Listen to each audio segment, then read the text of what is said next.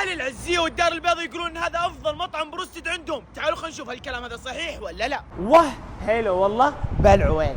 يا جماعة اليوم جايكم بتغطية مميزة من قلب العزية والدار البيضاء، المكان اللي الكل قال لي عنه انه افضل بروستد في المنطقة، واللي اسمه يكفي الركن المختار. تعالوا خلونا نجربه. والجلسات عندهم واسعة وكثيرة ما شاء الله، والمطعم شرح. والمختار عندهم عبارة ان الدجاج من اجود المزارع الوطنية، يحضر دجاج طازج يوميا. اهل العزية والدار البيضاء ما يمدحون الشيء عبث، يفهمون في الاكل ويعرفون وش ياكلون، اثق في اختياراتهم. اعطيني واحد بروستد حراق وسلطة ملفوف وحمص. البروستد عندهم يجي معاه كاتشب وثوم بطاطس ب20 ريال، والسلطة الملفوف ب5 ريال، والحمص ب3 ريال. هذا كان طلبي.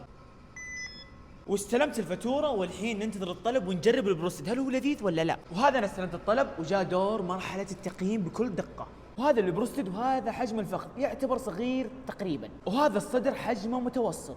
احب لو بديت في البروستد قيم الفخذ اول شيء، نغطسها بالثوم هذا الشكل. الدجاج طري ويذوب بالفم، شوف الحرارة يجيك حار ومميز صراحة. نجرب بدون الثوم. نكهة الدجاج فيه تذكرني في بروستد ايام زمان، نكهة مميزة، لكن الثوم الصراحة راح اعطيه 5 من 10. بس الدجاج والبروستد عندهم عظيم رهيب. وراح اقيم الحمص وسلطة الملفوف الان. طبعا الحمص وسلطة الملفوف تضيفها انت خارج الوجبة بالخبز زي كذا. بسم الله.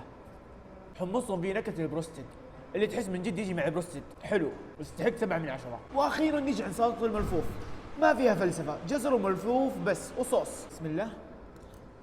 السلطة عندهم عادية نفس أي مطعم ثاني. هذا هو بروستد المختار على أصوله، النكهة اللي الكل يدور عليها واللي يخلي الناس ترجع له مرة ومرتين. النكهة متوازنة والدجاج طري من داخل ومقرمش من الخارج. وهذا هو السر اللي خلى ركن المختار يصير حديث الناس. لكن انا مستعد اني اشتري بس قطع الدجاج من عندهم لان نكهتها وطعمها عظيم. اذا انت من الرياض وحوله وتحب نكهة البروستد العظيمة، ركن المختار ثقة ثقة.